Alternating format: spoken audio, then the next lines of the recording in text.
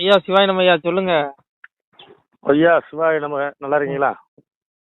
எல்லாம் அப்பாவுடைய அருள்ல அண்ணாமலை வந்து எல்லாம் மாற்றி மாற்றி எல்லாம் போட்டு யூடியூப்ல போட்டு வாங்குறாங்க. ரொம்ப சாஃப்டாகவே இருக்காரு. ஏன் பெரிய பதவி கிடைக்க போகுதா?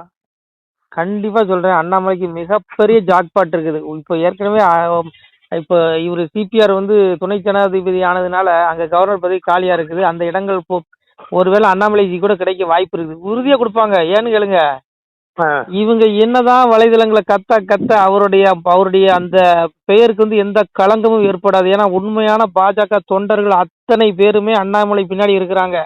அண்ணாமலை களத்துல ஊன்னு சொன்னா அங்க கிளங்குறதுக்கு அவ்வளவு தொண்டர்கள் அண்ணாமலை பின்னாடி வரைக்கும் தயாரா இருக்கிறாங்க. அப்படிங்கும்போது நீங்க இங்க பாருங்க, அண்ணாமலை வந்து எந்த இடத்தையும் பாஜக விட்டு கொடுக்க முடியாது. இப்போ மோடிஜிக்கு தெரியும் அண்ணாமலை நல்லவர் அப்படிங்கிறது, மோடிஜிக்கு தெரியும், அமித்ஷாஜிக்கு தெரியும். அதனால நிச்சயமாக பாருங்க, மிகப்பெரிய பதவி ஒண்ணு அவருக்கு வந்து உள்துறை இணையமைச்சர் பதவி சொன்னாங்க, கண்டிப்பா வாய்ப்பு இருக்கு. அப்படி இல்லையா ஆளுநர் பதவியாவது கொடுத்து அவர் அலங்கரிப்பாங்க. இல்லையா இன்னும் தேசிய தலைவர் பதவி காலியாகுவது, ஒருவேளை அவர் தேசிய தலைவராக கூட ஆக்க கூட வாய்ப்பு இருக்கு. அதனால மிகப்பெரிய ஜாக்பாட் அண்ணாமலை அவர்களுக்கு இருக்குங்கிறது எந்த ஐயமும் இல்லை. இவங்க சும்மா இங்க பாருங்க, நல்ல ஒண்ணு புரிஞ்சுக்கோங்க ஐயா, நல்லவன் என்னைக்குமே கலியுகத்துல நல்லவன் ஜோதிக்கதான் போடுவான். சாமியா தான் சொன்னாரு, ஈனருக்கு காலம் அது ரொம்ப ரொம்ப உண்டாகும், வீணர் பெருப்பார் விடதனை கெடுப்பார், தாண்டருட வேதம் தன்னை தலையழிய விட்டிடுவார், பொய் வேதம் பூமி தன்னில் பெருத்து மிக உண்டாகும், மெய்வேதம் தன்னை விரும்பாது இகழ்ச்சி செய்வார். ஈனருக்கு காலம் அயோக்கிய பேருக்கு தான் காலம். நல்லவங்க தூசிக்க தான் படுவான். உண்மையான வேதங்களை கட்டுக்காதன்னு சொல்லுவாங்க. சொல்றானுங்களா இல்லையா? இன்னைக்கு நடக்குதா இல்லையா? இன்னைக்கு அண்ணாமலை கொண்ட உத்தமர்கள் நல்லவர்கள் இன்னைக்கு சோதிக்கப்படுறாங்க. ஆனா இது வந்து நிச்சயம் பாருங்க, இது அண்ணாமலைக்கு பேருக்கு களங்கமே ஏற்படாது. எல்லாரும் நினைச்சிட்டு இருக்காங்க அண்ணாமலை எல்லாம் அமைதியா இருக்காரு, இன்னும் டிவியில பேட்டி கொடுக்கலையேன்னு சொல்லி எல்லாமே எதிர்பார்த்துட்டு இருக்காங்க. விரைவில் ஒரு பெரிய பேட்டி கொடுப்பாரு பாருங்க. எவன் என்னென்ன பேசுறாங்கிறத அவர் வந்து வேடிக்கை பார்த்துட்டு இருக்காரு. எவன் என்னென்ன பேசுறான் எல்லாம் இன்னும் பேசுங்கடான்னு. அண்ணாமலை இருந்ததுக்கு பாருங்க, பகவத்கீதை படிச்சவர். அதாவது பகவான் கீதையில சொல்றான் பாருங்க, சுகதுக்கம் சுக துக்கம் தட்ப வெட்பம் மான அவமானம், இதுல எவன் நடுநிலையா இருக்கணும் அவன் தான் யோகிங்காரு. அண்ணாமலைக்கு எல்லாமே புகழும் ஒண்ணுதான், இகழ்ச்சியும் ஒண்ணுதான். அவர் எல்லாம் சமமா பாக்குறவரு. பகவத்கீதை படிச்சவர் எவ்வளவு இடத்துல பேசியிருக்காரு, கீதையை எத்தனை இடத்துல கோட் பண்றாரு.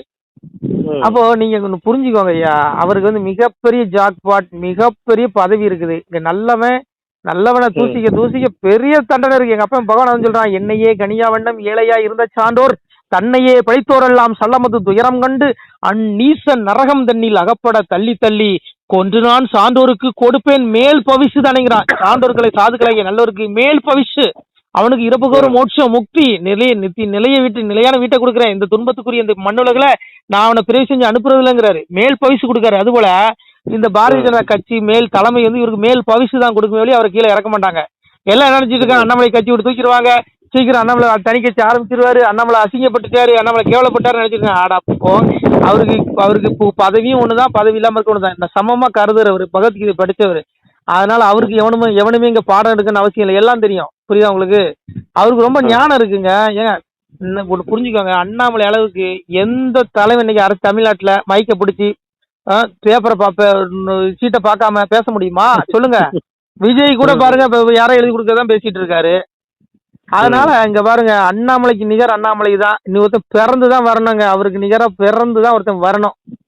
சரியா? கடவுளால் அனுப்பப்பட்ட ஒரு ஆத்மா, புண்ணிய ஆத்மான்னு நான் நினைக்கிறேன். ஏன்னா கீதையிலே பகவான் சொல்றான், பரித்ராணாய சாதுனா விநாசாய சதுஷ்கிருதம் தர்ம சம்ஸ்தாபனாய சம்பாவி விவேகங்கிறான்.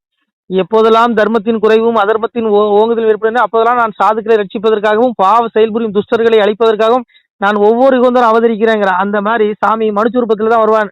சாமியே சொல்றாருல, அஜோஸ்மி சன்னவியாத்மா பூதானா விஸ்வரூபின் பிரகிருதி சுவாமிசாய் சம்மவியாத்மாயாங்கிறாரு.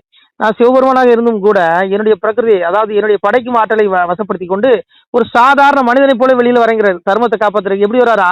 நம்மகிட்டே இருப்பாரு, நம்மகிட்டே பேசிட்டு போவாரு. நம்ம மனசை நினைச்சிட்டு போனா பகவான் அந்த ரூபத்துல இருப்பான். ஏன்னா அவன் படைக்கிற வசப்படுத்தி கொண்டு இறைவனா வர்றது இல்ல, சிவரூபத்துல வரமாட்டானா, சாதாரண மனுஷ ரூபத்துல வரணும். எங்க போய் நான் இறப்ப வடிவாய் இருந்து கழிதனையும் பரபிரமாமை என்று பக்தி சோதித்தேனா எங்கும் இருந்து எரிப்போம் கழிதனையும் சங்கில இருந்து தான் வளர்ப்பேன் பெறேன். பரபிரமா நான் எங்க இருக்கிறேன்? ஏங்க அவன் இல்லாத இடம் கிடையாதுங்க. புரியுதா உங்களுக்கு? எங்க அப்பா இல்லாத இடமே கிடையாதுங்க. பரமாத்மா எங்க இருக்கிறாங்க? அதான் சாமி சொன்னாரு, வருவோம் நாம் இறப்பன் பரப்பன. இறப்பனை கை கொண்டார் இணையத்தார் மாமுனியே, பரப்பனை கை கொண்டார் பரமியத்தார் மாமுனி. இறப்பன்னா பிச்சை எடுக்கிற குளத்துல வருவாராம் சாமி, இந்த மனிதர்களை சோதிக்க. இந்த பெரிய பெரிய இந்த கார்பரேட் சாமியார் மேல உட்காந்துலாம் இருக்க மாட்டாரு. இந்த போகிகளுங்க, போகிகளை இன்னைக்கு யோகிகள்னு சொல்லிட்டு இருக்கான் நம்ம ஆளு. போகிகளுங்க. சாமியார் யாருங்க? அதான் சாமி சொல்ற, எப்படி வருவாரா எங்க அப்பா சிவபெருமா? எப்படி வருவானா? எப்படி வருவாங்க? வருவோம் நாம் இறப்பன் பரப்பன. இறப்பன இறந்து குடிக்கிறோம். இறந்து குடித்தல் என்றால் தமிழில் பிச்சை எடுத்து உண்பவன் குளத்துல வருவானா. பரப்பனை என்றால் பரதேசம், அதாவது வீடு வாசல் இருக்காது, அங்கங்க மரத்தையில படுத்து கிடப்பான் பிச்சை வாங்கி சாப்பிட்டு. அந்த குளத்துல தான் நான் மனிதர்களை சோதிக்க வருவேங்கிற. ஆனா நம்ம ஆள் என்ன பண்றான்? பெரிய பெரிய சாமியார் காலதான் புதக்கணும். ஏண்டா எங்க அப்பயும் பரம்பரை சொல்றான், சன்னாசி நிஷ்டை ஏது தவறி எல்லோ அலைவார்கள். சன்னாசி நிஷ்டை கை கூடாதுன்னா களி. இங்க எவனும் யோசிக்கான பார்க்க முடியாது. வெளியில தோட்டத்துல இருப்பான், நீ யோசிக்கனா பார்க்க முடியாதுங்கிறான் எங்க அப்பன். ஆனா இந்த மனிதர்கள் யாரும் நம்புவான்? அவனதான் நம்புவான். ஆனா உண்மையான சாமியார்கள் அங்க ரோட்டோரம் பிச்சை வாங்கி சாப்பிட்டு ரோட்டோரம் மரத்துல படுத்து கிடப்பான். அவனை நம்ப மாட்டான். அவனை நாத்தம் படிக்குதுன்னு சொல்லி ஒதுக்குவான். புரியுதா? அவன் தான் உண்மையா சாமி, அவன் தான் பரமசிவன். இந்த மனிதர்களும் பாருங்க, யார நல்லவன் எவன் கெட்டவன் சொல்லி ஏத்துக்கிற பக்கம். இன்னைக்கு பாருங்க, அண்ணாமலையை வந்து வலைதளங்களை பரப்பு இப்ப பேசுறனால சிலவன் என்ன நினைப்பான், ஒருவேளை அண்ணாமலை தப்பு பண்ணிருப்பாரோ அப்படிங்கிற என்ன இவனுங்களுக்கு நம்ம ஆளுகளுக்கு ஒரு நிறைய கொஞ்சம் பேருக்கு. அதனால இங்க பாருங்க, நல்லவன் என்னைக்கும் தூசிக்கு தான் படுவான். இது களி. புரியுதா உங்களுக்கு? அதனால என்னைக்குமே தர்மம் தான் வெல்லும். அண்ணாமலை தான் வெல்வாரு. அதனால அண்ணாமலைக்கு மிகப்பெரிய ஜாக்பாட். விரைவில் பாருங்க, பொண்ணு அவரை தேசிய தலைவர் ஆக்கி போடுவாங்க. அப்படி இல்லையா ஒரு மாநிலத்தில் ஒரு கவர்னர் ஆக்குவாங்க. ஏங்க கவர்னர் சிஎம் பதவியோட பெரிய பதவி, இதுக்கு மேல என்ன வேணும்? என்ன வேணும்? சிஎம் பதவிக்கு போவாங்க, கஷ்டப்பட்டு ரோட்டோரம் போய் மைக்க பிடிச்சிட்டு போய் பிரச்சாரம் பண்ணி கையில விழுந்து காலில் விழுந்தா வாங்க வேண்டியது. இது அப்படி இல்ல, உட்கார்ந்த இடத்துல கிடைக்குதா? ஏங்க கட்சி பிஜேபிக்காக வேலை செய்யாதவங்களுக்கு எல்லாம் அந்த பதவியை கொடுத்துருக்காங்க. பிஜேபிக்காக ஒரு வேலை செய்யாதீங்க, வேட்டையா சட்டையில அழுக்கு விட்டாதவங்களுக்கு எல்லாம் கௌரவ பதவி கொடுத்தாங்கல்ல. இவரு இந்த மனுஷன் பாவம், என் மக்களை அதில் மக்களோடு மக்களா இருந்தவர். அதனால இவரு கண்டிப்பா பாஜக தலைமை இவர் அங்கீகாரம், ஒரு பெரிய அங்கீகாரம் கொடுக்கும். அதுல மாற்றம் இல்லை. நீங்க எல்லாம் வருத்தப்படாதீங்க. பதவிங்கிறது கூந்தல் மாதிரிங்க. இது அற்பையா? அண்ணாமலைக்கு தெரியும், பகவான் சொல்றாங்களா, தற்பெருமையும் மோகமும் அகன்றவர்கள், பற்று என்ற குறைபாட்டை வென்றவர்கள், பரமாத்ம ஸ்வரூபத்தில் நிலை பெற்றவர்கள், ஆசைகளை முழுமையாக அழித்துக் கொண்டவர்கள், இன்ப துன்பம் என்ற இரட்டைகளிலிருந்து விடுபட்ட ஞானிகள் அந்த அழிவற்ற பரமபதத்தை அடைகிறார்கள். நம்ம பிறந்த நோக்கமே அப்பாவுடைய திருவடி அடி. எங்க அப்பா காமரை சிவபெருமா அவன் திருவடியை அடியிருக்க நோக்கம். அதுக்கு எதெல்லாம் தடையா இருக்கு பாருங்க. நம்மளுடைய தற்பெருமை, ஆடம்பரம். அந்த பதவி வந்தோடனே ஆடம்பரம் தற்பெருமையில வந்துடும். பெரிய ஒரு பெரிய பதவி கொடுத்துருவீங்களேன், ஒன்னு கையில கால பிடிக்க முடியாது. அது வரைக்கும் போன் எடுப்பானுங்க, அதுக்கப்புறம் போன் பண்ண எடுக்க மாட்டேன், நம்ம கூட இருப்பானுங்க. அப்புறம் பெரிய பதவி, பிஜேபி பெரிய பதவி கொடுத்தாலும் நம்ம போன கூட எடுக்க மாட்டேன். அந்த மாதிரி ஆயிடுவானுங்க. இது இந்த தற்பெருமை, இந்த மோகம், இதெல்லாம் அண்ணாமலை கிட்ட கிடையாது. இது வந்து கடவுளுக்கு எதிரானது. புரியுதா? உன்னுடைய ஆத்மா நரகத்தோடு தள்ளிப்படும். அதனால மனுஷனுக்கு எதிரியே அவனுடைய தற்பெருமை, மோகம், இது எல்லாமே. இந்த ரெண்டும் பதவி வந்துடும். அதை தான் அண்ணாமலை வந்து விரும்புறதே இல்லை எதையும். அண்ணாமலைகிட்ட எத்தனை தடவை கூப்பிட்டு கேட்டாங்க, மந்திரி பதவி வேணுமா கேணுன்னு சொன்னாரா? ஏயா அவர் பதவி ஆசைப்பிடிச்சவரா இருந்தா அப்பதே மந்திரி பதவி வாங்கி அழகா ஜாலியா கார்ல போய் அது எஸ்கார்டோட சுத்திட்டு பந்தாவா கிழமை நல்ல சம்பளம், நல்ல தீனி, கொளுத்த தீனி கிடைக்கும். அவர் ஏன் எப்படி கஷ்டப்படும்? வேற போங்கய்யா, வர சொல்லுன்னு சொல்லிட்டு போறட்டு. அண்ணாமலை தர்மம் வெல்லும், தர்மம் வெல்லும். நான் சொல்லல, சாமியே சொல்றாரு, தரடியது அழிந்தாலும் சத்தியம் அழியாதப்பா, சிவகாண்ட தீர்ப்பெழுதி தெரிவித்தேன் என் மகனை. சிவகாண்ட தீர்ப்பு எங்க அப்பன்னு சொல்றான், சிவபெருமான் சொல்றான். இது ரிஷிகள் வார்த்தை இல்ல, முனிவர்கள் வார்த்தை இல்ல, அப்பா சிவனுடைய வார்த்தை. அவன் சொல்றான், தரணி இந்த உலகமே அழிஞ்சாலும் மகனை சத்தியம் அழியாதுங்கிறான். சிவகாண்ட தீர்ப்பெழுதி தெரிவித்தேன் என் மகனை, அப்பா சொல்றான் சிவபெருமான். இது விடுங்க, அற்ப பதவிங்க. எவனோ வச்சு அழுதுட்டு போறாங்க. அப்பாவை தேடுங்க, விடுங்க, இந்த மண்ணலி போடுங்க. இதெல்லாம் என்கிட்ட பேசாங்க தயவு செய்து. நமச்சிவாய். சரிங்க, அட்வான்ஸ் வாழ்த்துக்களுங்க அண்ணாமலைக்கு உங்களுக்கும். ஏன் அண்ணாமலை கண்டிப்பா சொல்றேங்க, விரைவில் 2 நாள் அறிக்கை வரும் பாருங்க.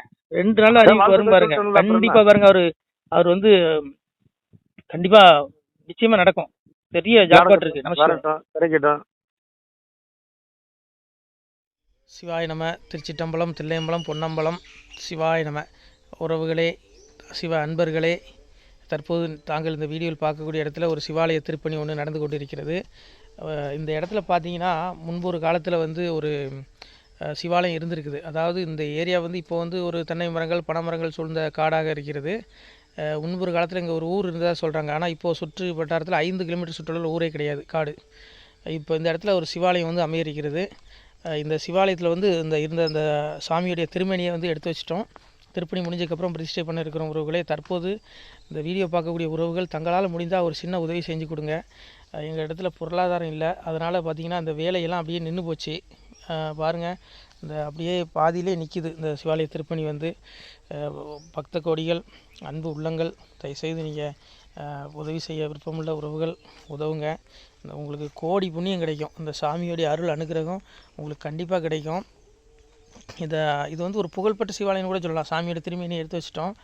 இந்த இடத்துல பார்த்திங்கன்னா ஒரு வாசி தண்டம் இருக்குது. அந்த காலத்தில் ஒரு முனிவர் யாரோ தவம் செஞ்சுருக்காங்க. அவங்களுடைய வாசி தண்டம் அவர் திருக்கரங்களால் எழுதின ஓலைச்சுவடி கூட இன்றும் இருக்குது, இன்னும் பாதுகாக்கப்பட்டு வருது. அது கோயில் திருப்பணி முடிஞ்சதுமே அதையும் நாங்கள் அந்த வழிபாட்டுக்கு வச்சுடுவோம். இந்த சிவாலய திருப்பணி வந்து சாமி திருநாமம் வந்து முக்தீஸ்வரர் அப்படிங்கிற திருநாமத்தில் வழங்குறாரு. நெல்லை மாவட்டம் நாங்குநேரி தாலுகாவில் இந்த சிவாலயம் அமைய இருக்கிறது உறவுகளே. இந்த வீடியோ பார்க்கக்கூடியவங்க ஒரு 2 பேருக்காவது கொஞ்சம் ஷேர் பண்ணுங்கள். இந்த வீடியோ பார்க்கக்கூடிய யாராவது ஒரு சின்ன உதவி செஞ்சால் இந்த ஆலய திருப்பணி வந்து கண்டிப்பாக நாங்கள் வெற்றிகரமாக முடிச்சுடுவோம். பாருங்கள், அந்த வேலை எல்லாமே அப்படியே நிற்கிது. கல்லெல்லாம் இறக்கி போட்டிருக்கோம். இன்னும் நிறைய கற்கள் தேவைப்படுது. சுவாமியோடைய அந்த திருக்கோபுரம் பார்த்திங்கன்னா லிங்க வடிவிலே அமைக்க இருக்கிறோம். உதவுங்கள் உறவுகளே. உங்களுக்கு அப்பா சிவபெருமானுடைய அருள் நிச்சயம் கிடைக்கும். எம்பெருமான் சொல்வான், வாழுவீர் தாழ்வில்லாமல் மக்களும் கிளைகள் கொஞ்சி நாளுமே மகிழ்ச்சி கூர்ந்து நலமுடன் வாழும்போது நீளுமே எனது செங்கோல் நீதியும் நெறிபோல் வந்து ஆளுமே உங்கள் தன்னை அன்புடன் அலையாவண்ணம். உங்களை எம்பெருமானுடைய அப்பாவுடைய திருவாசகத்தாலேயே வாழ்த்துறோம் உறவுகளே. ஆணுடன் பெண்ணும் பெற்று அதிகமாய் செல்வமாகி தானுடன் நினைவுமுற்று தர்மமும் நெறியும் கற்று வேணும் நீள் காலமெல்லாம் வெள்ளியர் உடனே வாழ்ந்து போனுதல் கமலநாதன் பொற்பதம் பெற்று வாழ்வீர். அந்த ஈசனுடைய பொற்பதம் நிச்சயம் கிடைக்கும். உங்களுக்கு இகத்திலும் சுகம், பரத்திலும் சுகம். உங்களுடைய கர்ம வினைகள் மன்னிக்கப்பட்டு உங்களுக்கு நிச்சயம் மோட்ச வீடு கிடைக்கும். இகத்தில் பூரண ஆயுளுடன் நோய் நொடி இல்லாமல் வாழ்ந்து நீங்கள் பரவாழ்வும் பெறுவீர்கள் உறவுகளே. மக்களே, நீங்கள் எல்லாம் வாழ்பொன்னம் பதியிற் சென்று முக்கியமான யுகநில மதிலே தன்னால் கக்கிய பொன்கள் ஸ்வர்ணம் கைமணம் குளிர அன்னம் பொக்கிஷம் நிறைய வைத்து புகழ உண்டு இனிதாய் வாழ்வீர். இந்த இகவாழ்வும் பரவாழ்வும் உங்களுக்கு சுகப்பட அப்பன் ஈசனர்களால் வாழ்த்துகிறோம். இந்த திருப்பணிக்கு உதவி செய்ய ஒரு ஜிபே எண் சொல்கிறோம். இந்த எண்ணில் நீங்கள் உதவலாம். நீங்கள் இந்த எண்ணிலே நீங்கள் தொடர்பு கொள்ளலாம். ஜிபே, ஃபோன்பே, வாட்ஸ்அப் எல்லாம் இந்த நம்பர் தான். 93 85 44 31 06 93 85 44 31 06. இந்த எண்ணில் நீங்கள் உதவலாம், தொடர்பும் கொள்ளலாம். வாட்ஸ்அப்பு இந்த எண்ணு தான், ஜிபே இந்த எண்ணு தான் உறவுகளே. முடிந்தளவுக்கு 2 பேருக்காக ஷேர் பண்ணுங்கள். இந்த வீடியோ பார்க்கக்கூடிய யாராவது ஒருத்தர் சின்ன உதவி, நீங்கள் வந்து பெரிய அளவில் செய்யணும் கூட, நீங்கள் ₹1 நீங்கள் தந்தாலும் மனசார வேண்டி ஏற்றுக்கிறோம் உறவுகளே. உதவுங்கள். முடிஞ்ச அளவுக்கு கொஞ்சம் ஷேர் பண்ணுங்கள். நன்றி. சிவாய நம. திருச்சிற்றம்பலம், தில்லையம்பலம், பொன்னம்பலம்.